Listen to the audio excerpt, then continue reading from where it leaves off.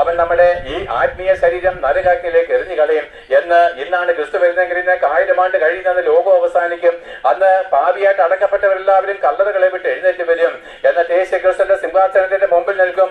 നീ ദൈവമല്ലെന്ന് പറഞ്ഞ ഓരോ നാവും കർത്താവേ നീ തന്നെ സത്യദൈവം എന്ന് പറഞ്ഞ്, പക്ഷെ അന്ന് ഏറ്റു പറഞ്ഞുകൊണ്ട് കഥയില്ല. അവൻ നിന്നെ നരകാഗ്നിയിലേക്ക് തള്ളിക്കളഞ്ഞാലും ആ നരകത്തിൽ നിന്നെ വീണ്ടെടുപ്പാൻ തൂപ്രാർത്ഥനകൾക്ക് കഴിയത്തില്ല, പുരോഹിതന്മാരുടെ അടിയന്തരങ്ങൾക്ക് കഴിയത്തില്ല. പ്രിയപ്പെട്ടവരെ, നരകത്തിലേക്ക് എറിയപ്പെട്ട് കഴിഞ്ഞാൽ അവിടെ ശുദ്ധീകരണ സ്ഥലമില്ല. അത് കള്ള ഉപദേശമാണ്. ബൈബിള് വെച്ച് ന്യായം വിധിക്കുമ്പോൾ ഒരിക്കൽ മരണവും പിന്നെ ന്യായവിധിയും മാത്രമേ ഉള്ളൂ. അവൻ നമ്മളെ നരകാഗ്നിയിലേക്ക് തള്ളിക്കളഞ്ഞാൽ ഒരു മടങ്ങി വരവില്ലാത്തത് കൊണ്ടും പുരോഹിതന്മാർക്ക് നമ്മളെ രക്ഷിപ്പാൻ കഴിയാത്തത് കൊണ്ടും ആ നരകത്തിൽ നിന്ന് ഒരു നാളും ഒരു മടങ്ങി വരവില്ലാത്തത് കൊണ്ട് പ്രിയപ്പെട്ടവരെ, അതിന് അവസാനമില്ല.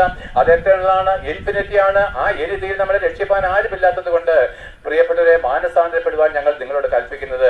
നിങ്ങൾ ഇത് അനുസരിക്കുന്നുവെങ്കിലോ, ഇന്നാണ് യേശുക്രിസ്തു മടങ്ങി വരുന്നതെങ്കിൽ, ഇന്നാണ് നമ്മുടെ മരണ ദിവസമെങ്കിൽ, അവൻ നമ്മളെ ധരിച്ചു പോകുന്ന ശരീരം മാറ്റി തേജസ്സും തിളക്കി പരിതമായിരിക്കുന്ന ഒരു പുതിയ ശരീരം നിന്ന് 1000 വർഷം നമ്മൾ യേശുക്രിസ്തുവിനോട് കൂടെ ഭൂമിയിൽ വാഴും.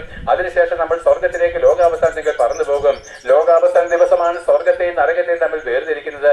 നിങ്ങൾ എങ്ങോട്ട് പോകും? സ്വർഗത്തിലേക്ക് എന്തെങ്കിലും ജീവിക്കാൻ പോകുമോ, അതോ നരകത്തിലേക്ക് എന്തെങ്കിലും കെട്ട് നശിച്ചു പോകാൻ പോകുമോ? തീരുമാനം നിങ്ങൾക്ക് വിട്ടുകൊണ്ട് ഈ ചെറിയ പ്രസംഗം ഇവിടെ നിർത്തുന്നു.